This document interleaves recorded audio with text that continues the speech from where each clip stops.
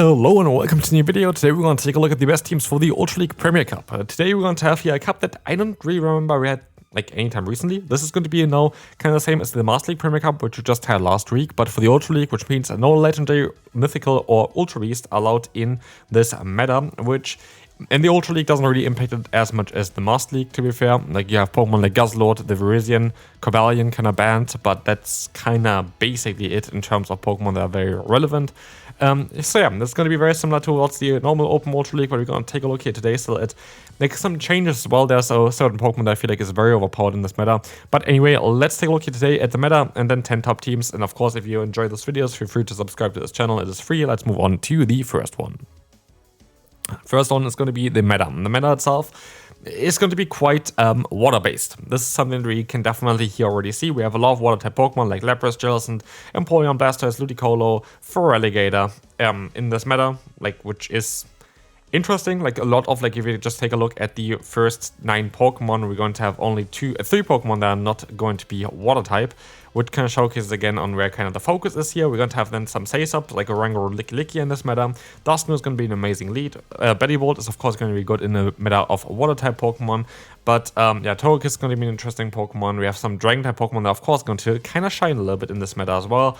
And this is going to be the general meta. If you have Grumpig seems to be very solid as well. We don't really have a team for that one, but we have teams where it would fit in, which you can talk a little bit about as well. But let's move on to team number 1, which is going to be around the number 1 Pokemon of this meta as well, which is going to be Lapras. Lapras is going to be very much fantastic in this meta. We're going to have here Sparkling Area and Ice Beam as the moveset. You can also run Skullbash if you want to have better mirror matchups, which makes a lot of sense in this meta, as Lapras is going to be quite popular.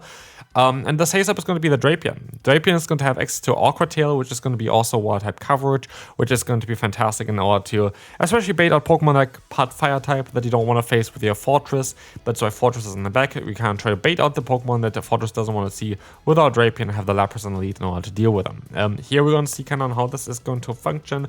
It looks quite solid. On paper, I feel like that fighting type Pokemon could be a bit tricky though for this team. By the way, Fortress you always want to run with a Volt Switch. Again, kind of self-explanatory with having, yeah, basically here so many water type Pokemon available for you.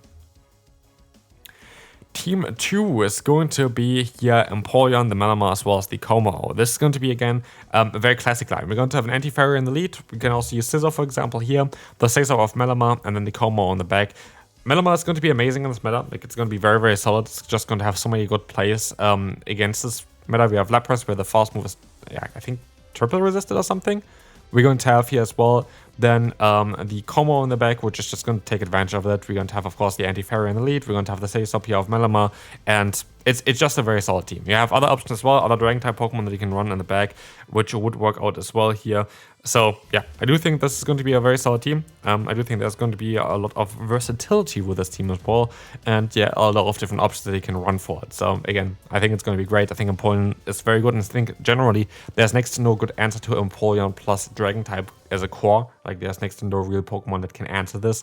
And this is where like kommo-o honestly kind of comes in clutch in this meta. I feel like this is one of the best Pokemon you can run right now, as it's going to be able to destroy other Steel-type Pokemon, which are quite common as well, as can destroy even Ice-type Pokemon, which is going to be kind of nice as a Dragon-type Pokemon. So I think kommo-o, you're going to see it here quite often in today's video. It's going to be one of those main Pokemon that you wouldn't maybe see otherwise.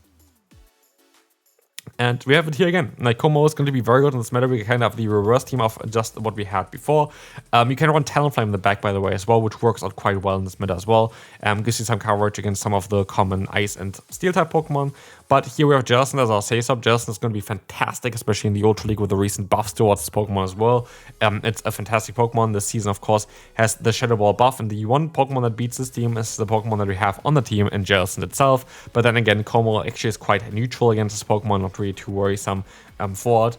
And actually, in the main series games, kommo-o would be able to completely hardball Jellicent because of the ability that it has, but that's not the case in Pokemon GO. So Shadow Ball still hurts you quite a bit, but it's a solid team. Like, it's a solid team again. The weakness of kommo-o in the lead is going to be mainly like Psychic-type Pokemon. 2 answers in the back, 1 defensive, 1 offensive, and then you're going to have, of course, something like Fairy-type Pokemon where you have the Empoleon or the Talonflame in the back. It's just a very solid combination. Like, I think kommo-o is one of the best and most broken Pokemon for this specific meta. Definitely try to utilize this Pokemon here because I think it has so much potential.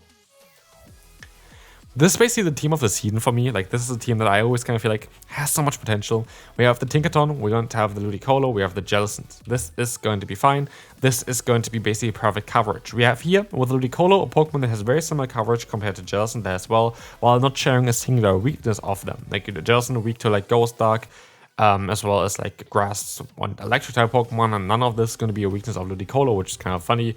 And that's kind of where you have very similar coverage on what you do. You have Astonish as well as a Weather Ball Water, which is going to be kind of the coverage that the Jellicent has, but you have a different type. You can maybe bait out certain Pokemon and then sweep endgame with the Jellicent, which is going to be kind of fantastic here. And the lead of Tinkaton is mainly there to cover up the weaknesses of this team, and also the backlane is covering up perfectly the weakness of Tinkaton, which is mainly fire and ground type Pokemon. So generally speaking, that's a fantastic team to run. I think it's a team that a lot of people should give a try as well. I think Tinkaton kind of needs a little bit more of, I don't know, a showcase as well. Like, I haven't seen a lot of Tinkaton recently, even though this Pokemon has a fantastic type as well. Fortress is going to be next here with a double, very weak backline. Kingdra Aesop. I feel like Octazooka is better as a Aesop personally, because Octazooka can give you the potential of sweeping opponents, or realigning yourself even against really tough matchups. While, of course, if you are running the move Outrage, you're going to have better play against Pokemon like the Jellicent. I could even see a play of Octazooka and Outrage. I think that makes a lot of sense as well for this Pokemon. Swift itself is cool, it's just a very cheap move. But actually, I would personally even recommend you to go for double nuke with like Octazooka. Okay, it's not really nuke, but it's more energy than Swift, as well as the Outrage, which I think makes a lot of sense. And then again, in the back here, just Dragon plus Malamar, or the Steel and Malamar plus Dragon makes a lot of sense. Like, there's just such a good core here. It's going to be a fantastic team to run. There's no real weakness here, to be fair. Even like the Prime up here is going to be something you can deal with. So generally speaking, one of the best teams you can run in this specific meta. Alright, this is more like a team that you would see in the Great League as well. We're going to have here the Runerigus or the Gastron. Like, Runerigus is kind of cool in this meta. Gastron has a bit of a different benefit, which is going to be that it's not weak to ice typing if you want to run the 2-cannon. But for example, I would recommend you to run 2-cannon with Gastron. I would recommend you to run Runerigus with Clefable. That doesn't mean that those are exclusive. You can also run Runerigus and 2-cannon. You can also run Gastron and Clefable. That also would work out. But I feel like those kind of pair better with each other, as you don't have that specific ice type weakness with the Clefable in the back, while you're going to have, for example, just generally better coverage here with the 2-cannon for the Gastron, because Gastron double weak to grass. It's a bit better than the Fable. Like, this makes all kind of sense, but this is a very interesting combination, all kind of around the Togekiss. Togekiss is very good in this meta. So yeah, this is a very solid team here. We can move on to team number 7. We will utilize the fast move Pressure of Dusknoir with Astonish. We have the Licky Licky as a Aesop and the Belly Bolt in the back. This is going to be fine. This is going to be very solid. This is going to be where basically, we're going to have a Pokemon in the lead that is going to have a lot of pressure against the current meta, has a lot of pressure against the current Pokemon that are generally around. You have the Licky Licky as a Aesop, which is also a fantastic Pokemon. There's also Shadow Ball, which is kind of always, I like to see as a Aesop. I like to see the coverage that you basically have on the lead as well. So if it goes up in the lead and a Aesop with Shadow Ball, I love to see that. And honestly, Belly Bolt, look at the right side. It got nerfed this season, but it looks like it didn't get nerfed at all. It looks absolutely busted. And that's why we have this Pokemon on this team here as well. It looks like a fantastic team to run and has a lot of pressure. It's generally fast move pressure in the lead. You don't really need the shields for the backline there. It's fantastic. Next up, we're going to have the Steelix, we're going to have the Golisopod actually, or the Oranguru, and the Goodra, and then also potentially again the kommo-o in the back. It's very similar to what we had already earlier. Like, that's generally the theme that you're going to see a lot of times throughout this meta. There's not a lot of Pokemon at least that can break through Steelix plus Goodra or Steelix plus kommo-o.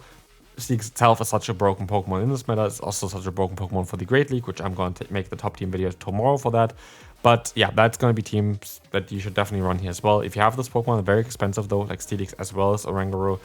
It's quite expensive team. It's very good, but also Golisopod works out as a Aesop, doesn't really matter. Here, for example, Golisopod is kind of cool also to get out flying type Pokemon that you don't want to face with your last Pokemon, with your kommo-o, as well as you're going to be able to get even out fairy type Pokemon, which is going to be able to resist the Fury Cut and Exeter.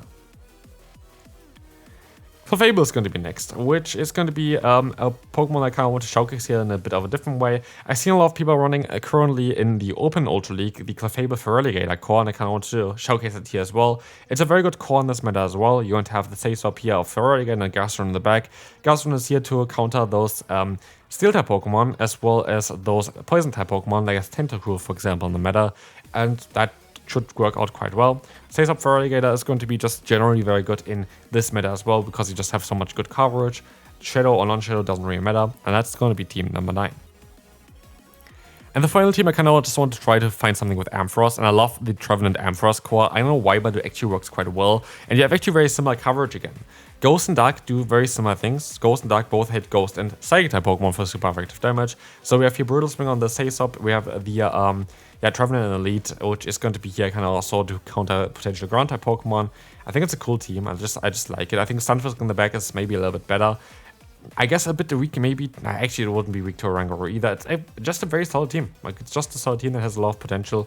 I think that the Stunfisk helps you out a bit more against like Turtonator if you're going to encounter this quite often, but I don't think you're going to see that too often. But it's going to be it for this video. I hope you enjoyed it. If you did, feel free to leave a like, and I will see you tomorrow for the top teams for the Open Great League as well. So stay tuned, subscribe, and I'll see you then. Bye-bye.